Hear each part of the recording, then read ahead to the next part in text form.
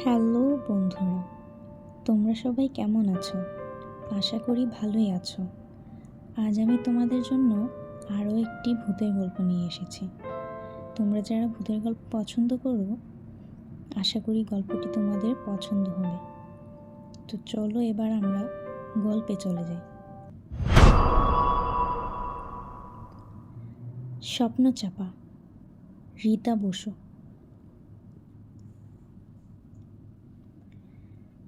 গঙ্গার ধারে এই জায়গাটায় বেঙ্গল কনস্ট্রাকশন কাজ শুরু করেছে মাস কয়েক আগে। তারা কিনে নেবার আগে এই 5 বিঘে জায়গাটায় স্মিথ অ্যান্ড স্মিথের ফ্যাক্টরি ছিল। ব্রিটিশ আমলের ফ্যাক্টরি। কয়েক হাজার লোক কাজ করতো এখানে। তারপর যা হয়, লাভ কমতে কমতে তলানিতে ঠেকলো আর কোম্পানিও লাটে উঠল। শেষে তারা পুরো জায়গাটাই বেচে দিল প্রমোটার কোম্পানির কাছে। এখন এখানে 500 ফ্ল্যাট, বাজার, স্কুল, সুইমিং পুল, কত কি হবে। আশেপাশের কয়েক ঘর বাসিন্দাদের গায়ের জোরে উৎখাত করে জমিটাকে আরও গঙ্গার ধারে এগিয়ে আনা হয়েছে।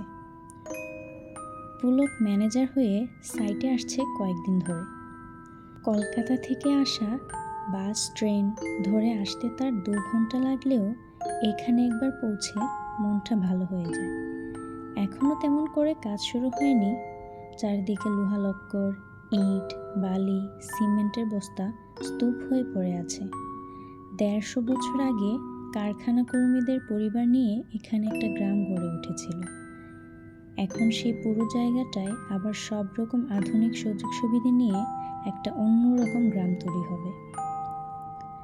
সারাদিন কাটাতে হবে বলে সবার আগে ম্যানেজারের জন্য অফিস আর বিশ্রামের জন্য একটা ঘর ও অস্থায়ী চালা বানিয়ে থাকে দারোয়ানের দল।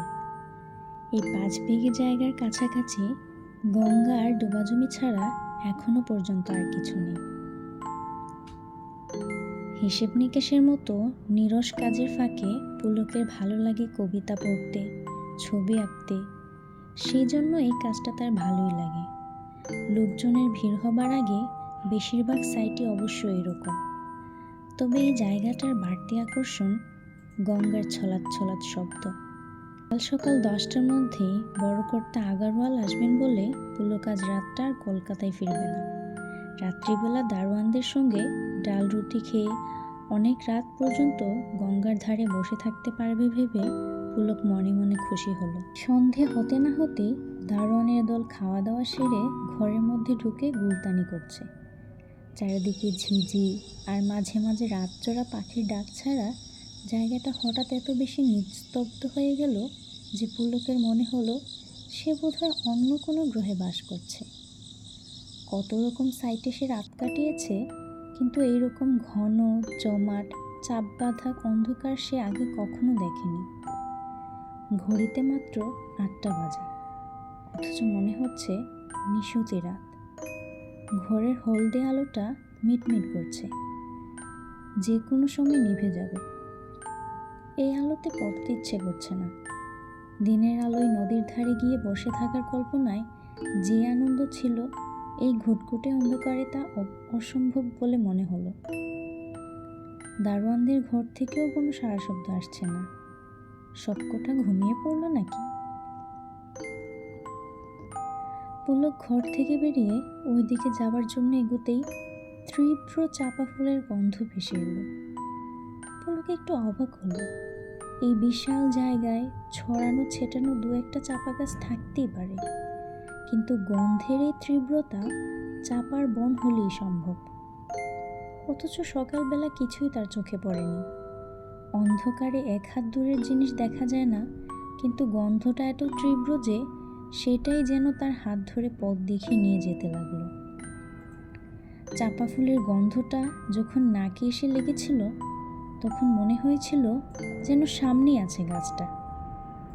অথচ এখন পথ চলতে গিয়ে মনে হচ্ছে গাছটা কখনো ডাইনে, কখনো বাঁয়ে, বা কখনো সামনে বা পেছনে। লোহালক্করের স্তূপ ডিঙিয়ে বালি সিমেন্টের বস্তায় ধাক্কা খেয়ে পুলক অন্ধের মতো ঘুরে বেড়াচ্ছে। তার কেমন জেদ চড়ে গিয়েছে। 5 বিঘে জায়গা তো আর কম নয়। তবু পুলকের মনে হলো দরকার হলে সে সারা রাত ধরে খুঁজবে, খুঁজে বার করবেই গন্ধের উৎস। পায়ের ঠান্ডা জল লাগতেই সম্ভিত ফিরল পুলকের। অন্ধকারে কখন যে নদীর কাছে এসে পড়েছে খেয়ালই নেই। গাছটা তাকে নিশির মতো নদীর ধারে ডেকে আনছে। প্রাণপণ শক্তিতে পুলক পেছন ফিরে দৌড়তে লাগলো। কোন দিকে তার ঘর কিছুই খেয়াল নেই, গন্ধটাও দৌড়চ্ছে তার সঙ্গে। হঠাৎ তার চোখ ধাঁধিয়ে সামনে এসে দাঁড়ালো গাছটা। কি অদ্ভুত সোনালি আলোয় ভরে আছে চারপাশ। গাছ ভর্তি সোনা রঙের চাপা ফুলের গা দিয়ে যে আলোটা ফুটে বেরোচ্ছে তাতেই আলো হয়ে আছে জায়গাটা।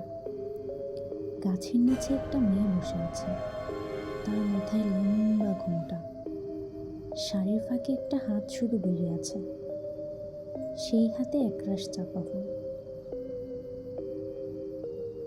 পুলক খুবই অবাক হলো, এত রাতে এই মহিলা এখানে কেন? কাছে পিঠে তো কোনো বসতিও নেই।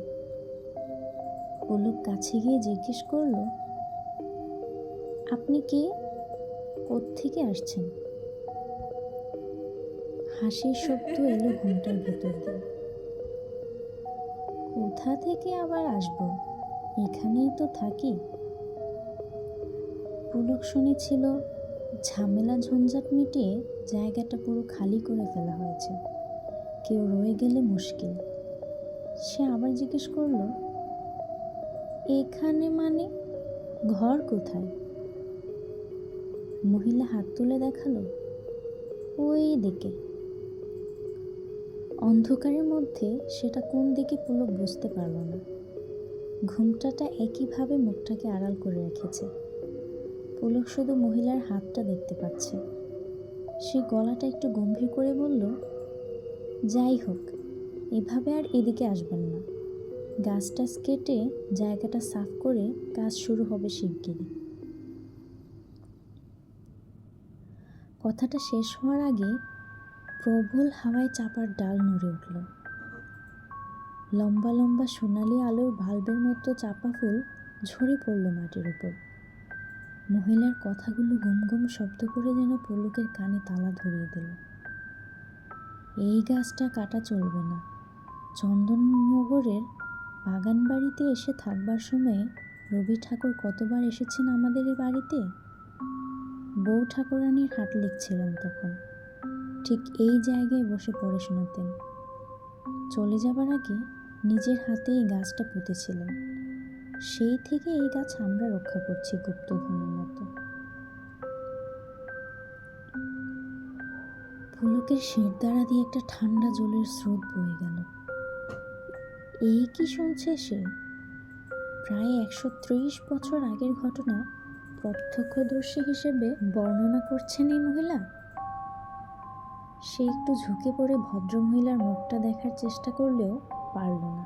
চাপা গাছের পাতার মধ্য দিয়ে শো শো আওয়াজ হচ্ছিল। ডালপালা যেন বড়ই অস্থির। চাপা ফুলের গন্ধটা ক্রমশ জোরদার হয়ে পুলককে আচ্ছন্ন করে ফেলছে। ফুলের সোনালি রংটা চড়া হতে হতে চোখে যখন ধাক্কা মারল, তখন পুলক ধর্মর করে উঠে বসে দেখল বেশ বেলা হয়ে গিয়েছে। কড়া রোদ চোখে এসে পড়ছে। তাড়াতাড়ি তৈরি হতে হতে পুলক তার অদ্ভুত স্বপ্নের কথা ভাবছিল। তার মনে হচ্ছিল, এখানে কোথাও যদি সত্যিই চাপা গাছ থাকে তাহলে সেটা কাটা উচিত হবে কিনা। ঠিক 10টায় বড় কর্তা আগরওয়াল এসে হাজির। তিনি কাজের মানুষ, এক মুহূর্তও বাজে কথায় বা কাজে নষ্ট করেন না। অফিসে বসে নানা রকম কাজের সঙ্গে গাছ কাটার কাজটাও শুরু করতে বললেন তাড়াতাড়ি। তারপর সুইমিং পুলের জায়গাটা আরেকবার দেখবেন বলে পুলককে নিয়ে বেরোলেন। আজ দিনের আলোয় জায়গাটা একদম অন্যরকম লাগছে। গত রাতের স্বপ্নের কথা মনে করে পুলকের হাসি পেল। সেই হাসিটা অবশ্য মুছে গেল চাপা গাছটা দেখার সঙ্গে সঙ্গে। আগরওয়াল বললেন, এই গাছটা সবার আগে কাটতে হবে। ইনফ্যাক্ট এটা দিয়েই যেন কাজ কাটা শুরু হয়। most troublesome tree. পুলক ভয়ে ভয়ে বলল, গাছটা রেখে ফুলটা আর ফুটেক চারেক সরিয়ে দিলেই তো হয়। আগরওয়াল কপাল কুঁচকে সন্দেহের দৃষ্টিতে তাকিয়ে বলল, কেন বলো তো? পুলক কি কাল রাতের স্বপ্নের কথাটা বলবে? আগরওয়াল নিশ্চয়ই তাকে পাগল ভাববে। সেই জন্য সে বলল, এমনি গাছটায় ফুল ফুটলে খুব সুন্দর গন্ধ ছড়াবে। না, এই গাছটাই যত নষ্টের গোড়া। এত বড় প্রজেক্ট একটা চাপা গাছের জন্য আটকে গিয়েছিল, ভাবতে পারো? সব থেকে ট্রাবল দিয়েছিল এই জমিটার মালিক। অথচ এই জমিটা না হলে এই ভিউটাই পেতাম না। চম্পা টম্পা নিয়ে গানই ভালো, রিয়েল লাইফে ওসব চলে না। ব্যস্ত পা ফেলে এগিয়ে যায় আগরওয়াল। বাধ্য হয়ে পুলকরাও দৌড়ে সঙ্গে সঙ্গে। খানিকটা এসে পকেট চাপড়ে আগরওয়াল কি যেন খোঁজে। তারপর বলে, আপনারা একটু দাঁড়ান, আমি আসছি। পুলক পেছন পেছন যেতে চাইছিল। আগরওয়াল সেক্রেটারি বলল, দাঁড়িয়ে থাকতে বলেছে যখন দাঁড়িয়ে থাকুন। কাউকে বিশ্বাস করেন না উনি। হয়তো মোবাইল বা পার্স হারিয়েছে, আমরা পেয়ে যদি না দিই। কি করতে যাচ্ছেন তাই তো বললেন না, দেখলেন তো। অনেকক্ষণ কেটে যাবার পর পুলক বলল, উনি কি আমাদের ফেলে চলে গেলেন? সেক্রেটারি বলল, তা কি করে হবে, আমারও তো ওর সঙ্গে কলকাতা যাবার কথা। পুলকরা একটু চিন্তিত হয়েই বড় কর্তাকে খুঁজে বার করার জন্য তিনি যেদিকে গিয়েছেন সেই রাস্তা ধরে এগোলো। খানিক এগোতেই দূর থেকে চাপা গাছটি নজরে পড়ল। ডালপালা নেড়ে যেন তাদের ডাকছে। সামনে গিয়ে তারা দেখে চাপা গাছের নিচে আগরওয়াল বসে আছেন।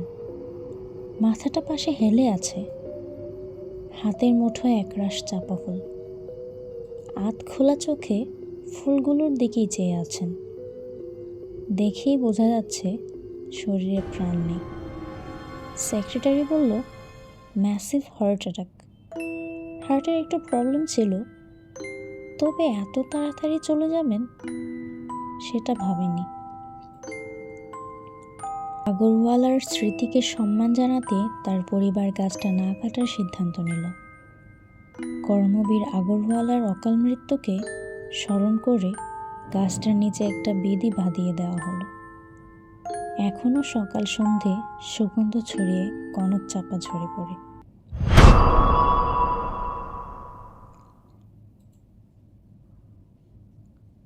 তো বন্ধুরা, গল্পটি তোমাদের কেমন লাগলো তা তোমরা আমাকে কমেন্ট করে জানিও। আর গল্পটি যদি ভালো লেগে থাকে তাহলে একটা লাইক এবং সাবস্ক্রাইব করে আমার পাশেই থেকো। আবার কোনো একটি অসাধারণ গল্প নিয়ে হাজির হব। ততক্ষণ তোমরা ভালো থাকো। দেখা হচ্ছে পরের ভিডিওতে। বাই।